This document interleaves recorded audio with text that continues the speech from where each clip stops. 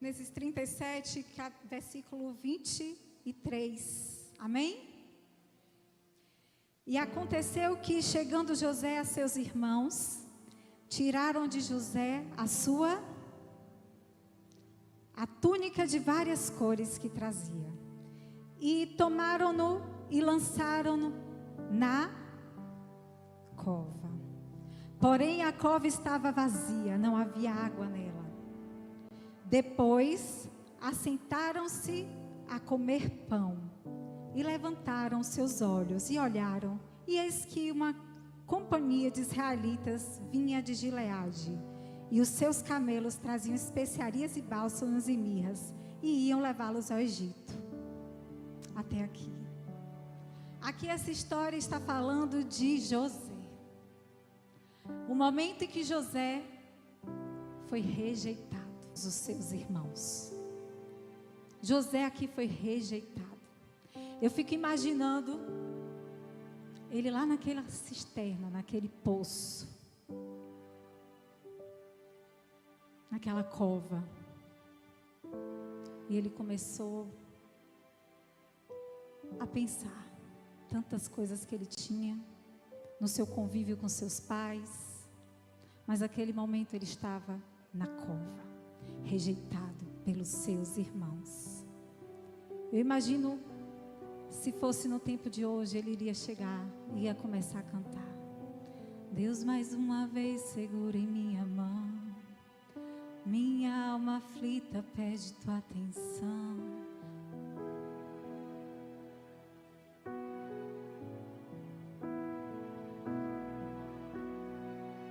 Quando penso que sou forte, fraco eu estou.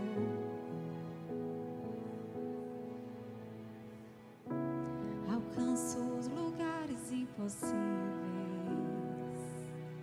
me torno um vencedor. Estou sentindo minhas forças indo embora. O Senhor vem.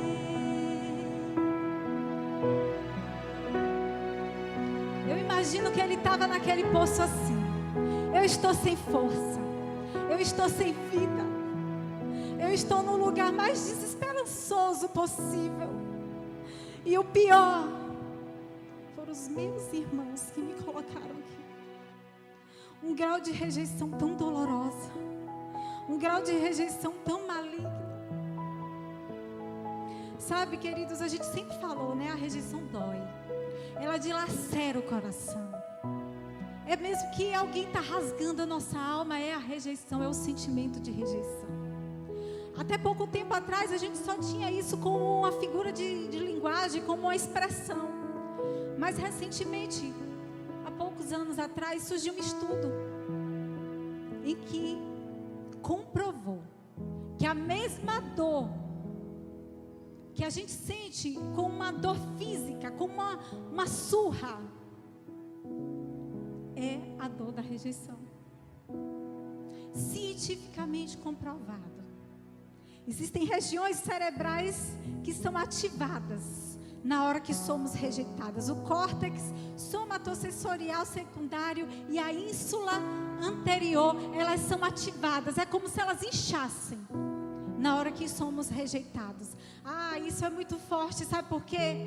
Porque a gente vê tanta gente, sabe, lutando contra a agressão feminina, agressão infantil, lutando com tantas causas. E rejeita. E rejeita. E cientificamente foi comprovado que a mesma dor física daquela mulher que apanha, daquela criança que é maltratada, é aquela que sente a rejeição. E isso fica um parêntese muito forte para a gente ficar para nós. Se eu sou contra a agressão, eu sou contra rejeitar as pessoas. A rejeição dói. E essa dor não é só uma dor falada, é uma dor sentida. E como toda dor, ela precisa ser tratada. E como toda dor, ela precisa ser remediada, ela precisa ser curada. Quando você sente uma dor, Você vai no médico, você quer saber que dor é essa, para que você saiba que remédio que você vai curar com essa dor. E com a rejeição ela não pode ser diferente. Nós, seres humanos, nós temos a necessidade de sermos aceitos. É ou não é? Se alguém disser que não precisa ser aceito, não está normal. Nós precisamos ser pertencentes. A gente quer ser pertencente a uma família, a uma sociedade. E a rejeição, ela tira esse direito. A rejeição, ela é tão má que ela nos tira o direito de pertencermos a um lugar, de pertencermos a uma tribo, de pertencermos a um local. Interessante que como a dor,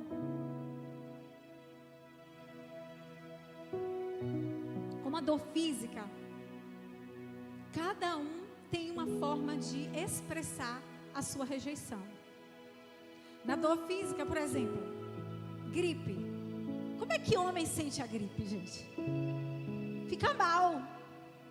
Vai para o hospital quase. A mulher gripada faz tudo o que tem de fazer. É ou não é? Não para a vida. Mas o homem praticamente quer ir para o hospital. Quem é que tem medo de tomar injeção? Gente, todo mundo é corajoso? Só Izinha e Marquinhos? Quem tem medo de tomar injeção? Ninguém mais? Aí a gente vê diferenças. Tem gente que tem medo, tem gente que não tem. Marcos, meu esposo, ele tem uma pressão super normal, tranquila, pressão arterial. E como ele tem um ácido úrico elevado, é indicado fazer a doação de sangue para estar, retirando esse excesso de ferro no sangue. Menino, e ele foi retirar esse sangue, doar o sangue. Quando chegou lá, no Hemoba, a pressão estava alta. Aí não deixaram, não, essa pressão está muito alta, 16, portanto. Ele chegou em casa, eu não pude doar sangue, porque minha pressão estava alta. Eu fiz, como? Vamos medir. Aí eu tenho, o tensiômetro em casa e fui medir a pressão dele. Fui verificar como é que estava. 12/8. Eu falei, uai, será que está quebrado esse meu tensiômetro? Vamos medir de novo. Dei uns 5, 10 minutinhos, medi 12/8. Aí ele falou, então tá bom, eu vou lá no outro dia, que tá normal. Quando chegou lá, 17/10. Sério? Sério, a pressão dele subiu mais ainda, porque ele sentiu mais tensão ainda. E aí ele volta para casa. Eu não pude doar sangue. Por quê? Porque minha pressão estava 17, portanto eu falei, meu Deus, compra Captopril, bota logo embaixo da língua, mas deixa eu ver essa pressão antes. Quando a gente viu 12/8, gente, eu falei, não é possível. Resumindo, o pessoal sentiu lá, minha esposa, ele falou, minha esposa é enfermeira, e ela viu várias vezes em casa, até para testar que eu estava vendo direito, porque senão o povo não ia acreditar. E eu estava com a pressão normal, ela está achando que eu estou com tensão, que eu estou com medo. E aí, resultado, o médico bateu papo com ele, fez aquele moldezinho, legal, e foi, até descer um pouquinho para ele conseguir doar. É o limite da dor dele.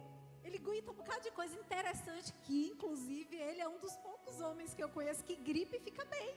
Mas a tal da injeção, ele não aguenta. Cada um tem um limite.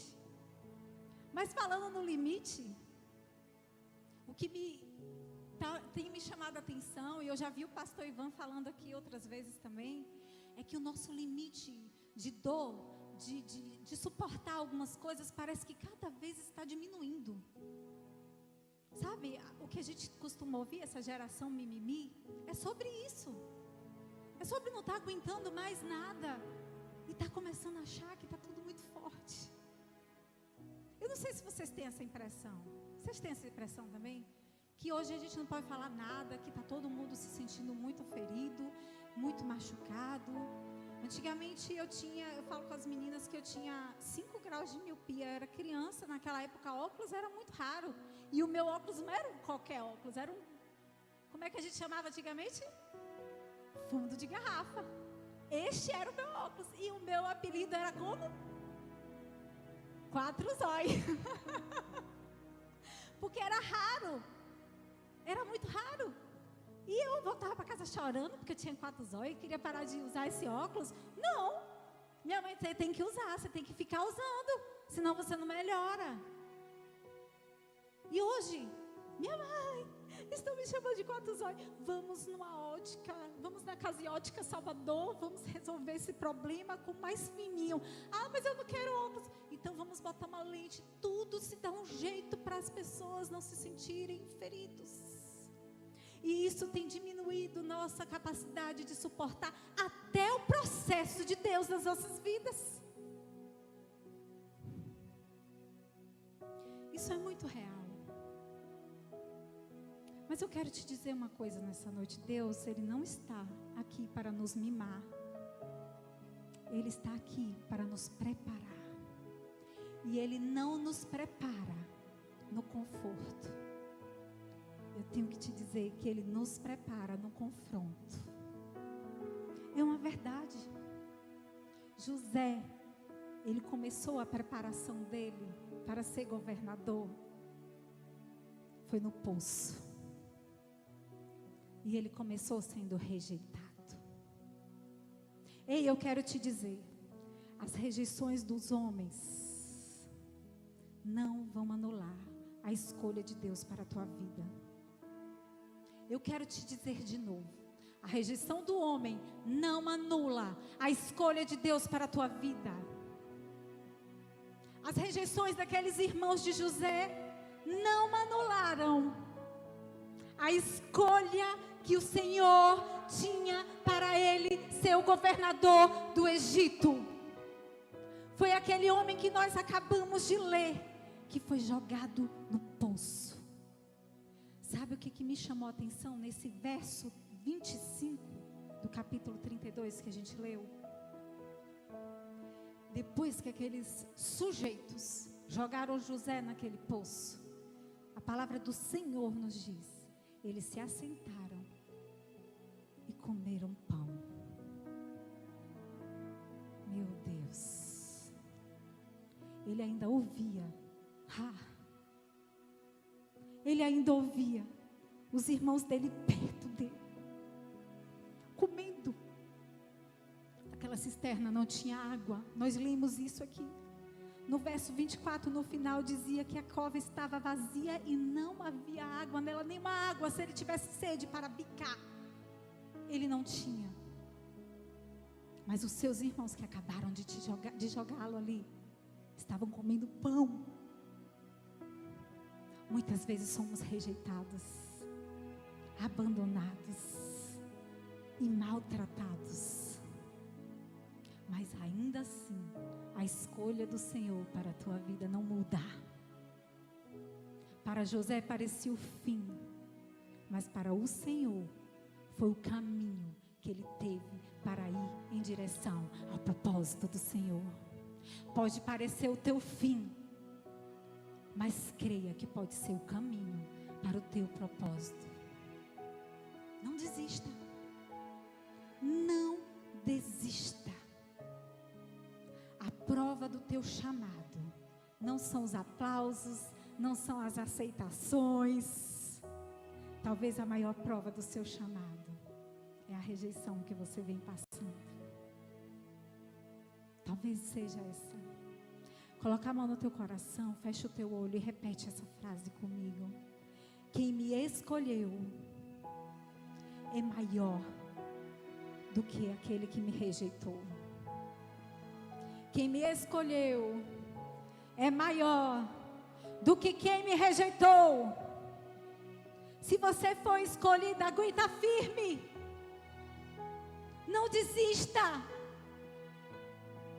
Aumenta um pouquinho esse limite de dor, porque Jesus vai chegar até você. Aumenta um pouquinho, esquece esse mimimi deste século. Aguenta firme que o Senhor vai chegar até você. O maior dos rejeitados, de todos os rejeitados, foi Jesus. Em Isaías 53:3, vamos ler?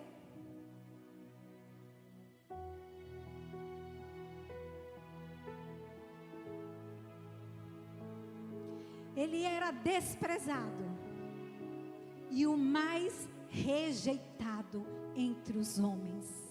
O homem de dores e experimentado nos sofrimentos.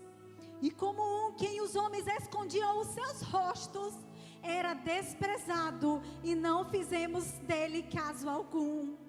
Aí estávamos falando de Jesus, o nosso Salvador. Ele foi o mais rejeitado de todos os homens.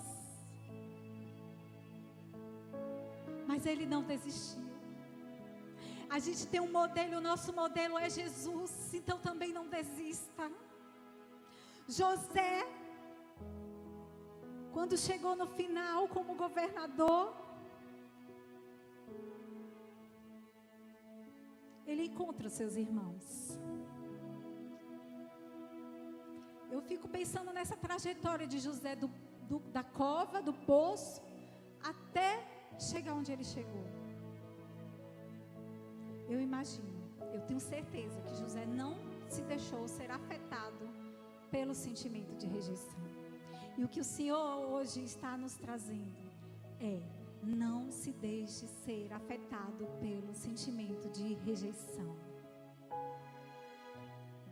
Não se deixe ser afetada pelo sentimento de rejeição. Porque se José tivesse se deixado se afetar pelo sentimento de rejeição, todo mundo que chegasse até ele ia ter um problema.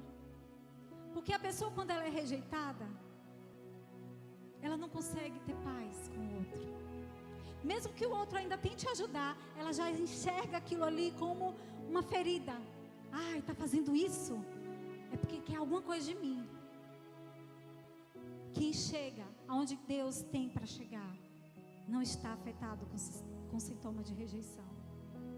José, eu escrevi umas frases só para lembrar que a pessoa rejeitada, ela sempre interpreta mal a atitude das outras pessoas. É sempre assim. Se José tivesse, interpretado mal aquelas atitudes ali das pessoas, ele não chegaria onde ele chegou.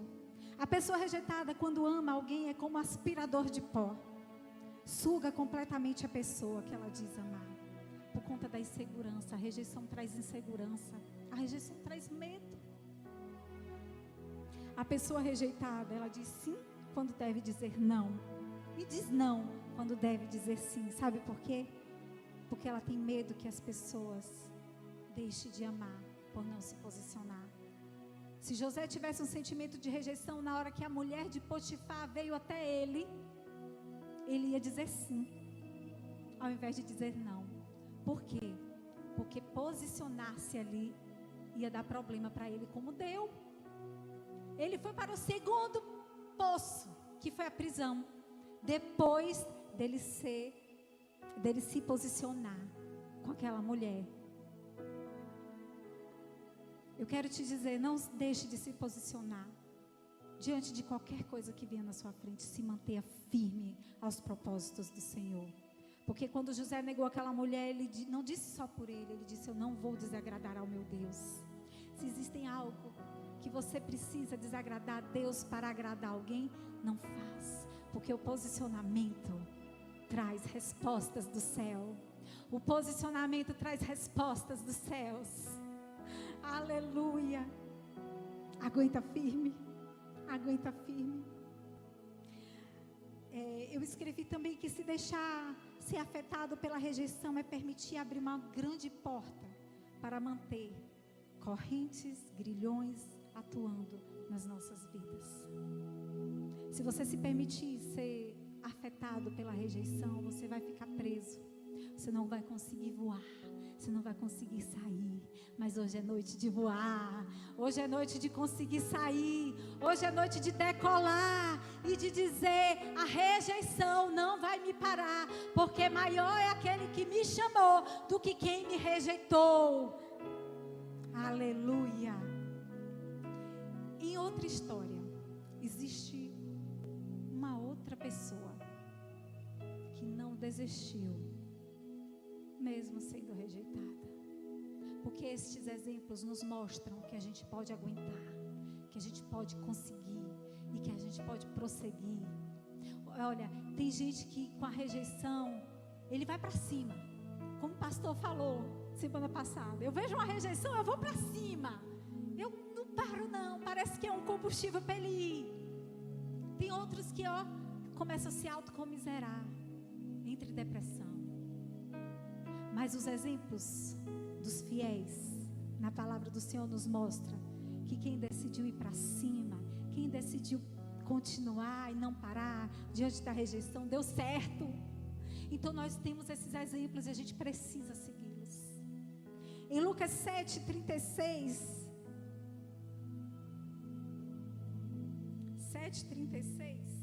em diante,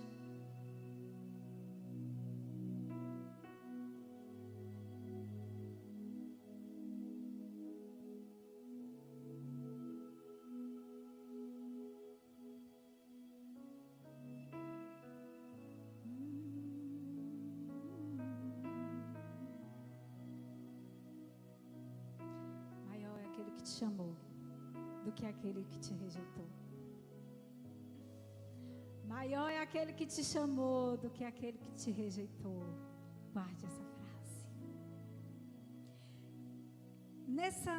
Nessa passagem de Lucas 7:36 em diante, relata uma visita que Jesus fez à casa de um fariseu. A palavra começa dizendo assim: e rogou-lhe um dos fariseus que comesse com ele. E entrando em casa do fariseu, assentou-se à mesa. Rogou-lhe, significa que, por favor, vai na minha casa. Por favor, vai na minha casa. A gente para um pouquinho aí. Por que aquele fariseu rogou tanto ao Senhor? Para que ele estivesse na casa dele. Porque em dias anteriores, em tempos anteriores, Jesus estava curando muita gente. Jesus tinha ressuscitado o filho de uma viúva. Então a fama de Jesus era das melhores. Quem não queria Jesus? Quem não queria aquele que estava curando todo mundo em sua casa? Todo mundo queria. Por isso aquele fariseu fez o quê? Rogou-lhe: Senhor, vai na minha casa. E Jesus foi. Porque aquele que busca encontra, né? Aquele que pede recebe. Porque ele está na porta batendo. E quem abre, ele entra. E nesse caso ele foi chamado. E ele foi. Jesus é muito educado. Quando você chama, ele vai. E ele sentou à mesa. E no verso 37 está dizendo: e eis que uma mulher na cidade que era uma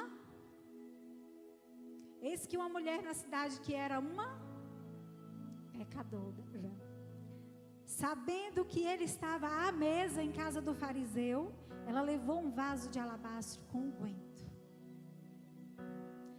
Ser pecadora naquela época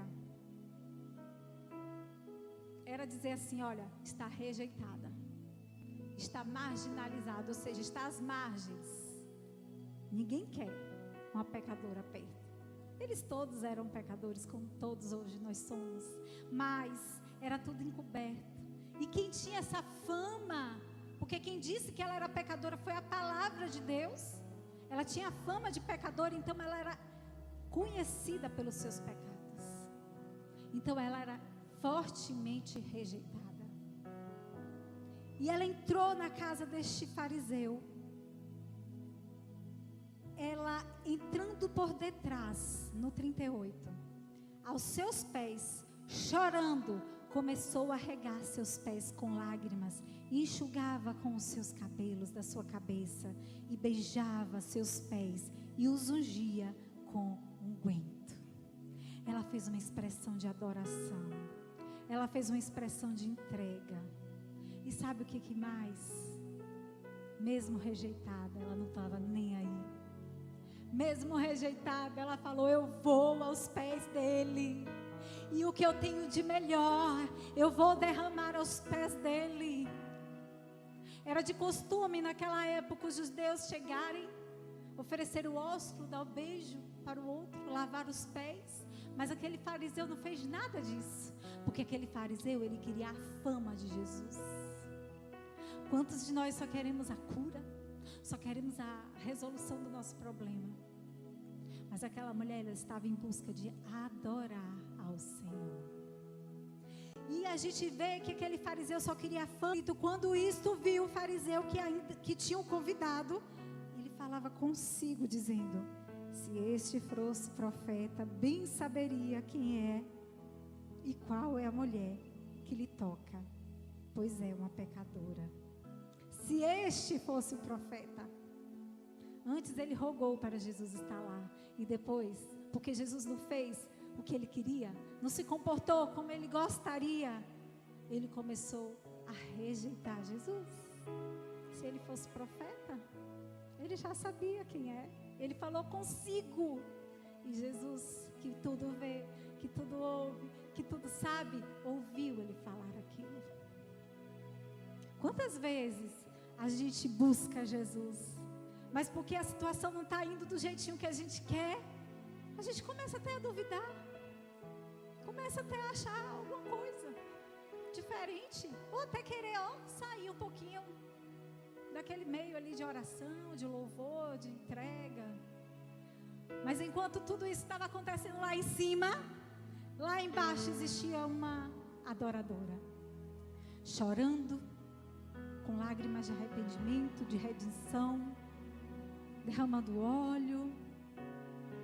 E o que me chama a atenção é no verso 48. Porque Jesus disse a ela: os teus pecados estão perdoados. E no 50, porque eu não vou dar ousadia para o que estavam falando na mesa, eu só vou falar o que Jesus estava falando. Ele disse àquela mulher: a tua fé te salvou, vai em paz. Eu quero te dizer que é aos pés de Jesus que nós encontramos o alívio para as nossas dores e para as rejeições que sofremos. Eu não sei onde é que você tem percorrido, eu não sei onde é que suas lágrimas têm caído, mas eu quero te dizer que é aos pés de Jesus que vai surtir o efeito que você tanto busca. É aos pés de Jesus. Aquela mulher não pediu para ser salva, aquela mulher não pediu para ser perdoada, ela só adorou, ela entregou o seu melhor. E chegou o momento de entregarmos o nosso melhor a Ele. Chegou o momento em dizer: Senhor, é aos teus pés que eu quero derramar estas lágrimas, é aos teus pés que eu quero derramar o meu sofrimento, porque o Senhor disse para eu trocar com o Senhor esse fardo, porque o Senhor me disse que eu posso pegar o meu fardo e entregar nas tuas mãos, que o Senhor vai me dar o seu que é leve e é suave. Existe um movimento de troca de fardo, e ele está acontecendo no reino espiritual nesta noite na tua vida. É a troca do teu para com o dele. Decida entregar o teu fardo na mão dele. Ah, Espírito Santo, creia nessa troca de fardo. Aquela mulher, ela não podia nem entrar lá, mas ela entrou. Aquela mulher, ela não podia nem pensar em fazer o que ela fez, mas a adoração extravagante tem um resultado também extravagante. É a aceitação do Pai na tua vida, é o perdão do Pai na tua vida, é a salvação que vem dele. Pecados são perdoados naquela noite, naquele dia, naquela mesa, mas foi na parte de baixo. Foi na parte onde tinha gente se rendendo a Ele. Se renda aos pés do Senhor. Se renda aos pés do Senhor. É lá que os teus pecados são perdoados. É lá que esse fardo pesado é trocado. É lá que o alívio desta dor da rejeição vem como efeito. Eu me lembro quando Izinha, nossa filha do meio, tinha 10 anos, mais ou menos. A gente estava na Argentina, num lugar tão gostoso, passeando. E ela parou e começou a chorar. A dor da rejeição foi o choro dela. Você lembra-se? Ela chorava: mãe, eu não quero voltar para aquela escola. Aquelas meninas me rejeitam. Elas viram as costas para mim. Como mãe doeu em mim. Mas ela estava sentindo tanta dor. E hoje a gente entende que a dor mesmo é física. Interessante que eu vejo que aos pés de Jesus ela foi curada dessa rejeição. Eu vejo que quanto mais ela se rende aos pés do Senhor, mais ela não tem mais importância. Hoje eu vejo ela até convidando algumas dessas meninas até para irem para o encontro que ela faz de jovens, de oração. Porque aos pés do Senhor ela encontrou o alívio. Ela se posicionou no Senhor e o bálsamo veio nela. Eu não pude tirar essa dor. Por mais que a gente é mãe e pai, a gente quer tirar, essa dor não vem, não sai. Eu me lembro quando eu fui rejeitada pelo meu pai. Ele me pediu para dar licença da casa dele. Eu tinha idade de Zinha hoje, 17 anos. Eu tive que sair da casa dele. Isso me doeu muito, muito. E eu me lembro que nas madrugadas, eu fui para a casa de minha avó, fiquei lá sozinha. Minha avó não morava mais lá na cidade. Nas madrugadas era o Senhor que aliviava aquela dor. Nas madrugadas era o Senhor que aliviava esse peso. Nos momentos em que eu me rendia ao Pai, mesmo na inocência, Ele tirou essa dor de mim, naquele momento. A dor da rejeição ficou, eu tive que tratar de outras formas. Mas o lugar que eu sinto mais alívio em todos os momentos em que eu fui rejeitada é nos pés do Senhor. E eu quero te dizer nessa noite: se derrame aos pés do Senhor. Se derrame aos pés dEle. E você achará o descanso que a sua alma tanto está buscando. Aquele que te chamou é maior do que aquele que te rejeitou. Coloque-se de pé, igreja. Que a presença do Altíssimo complete essa palavra no teu coração. E que você possa sentir o fluir do Senhor. Quando vier alguma situação de rejeição, você lembra dessa frase: aquele que me chamou é maior. Vamos mais forte. Aquele que me chamou.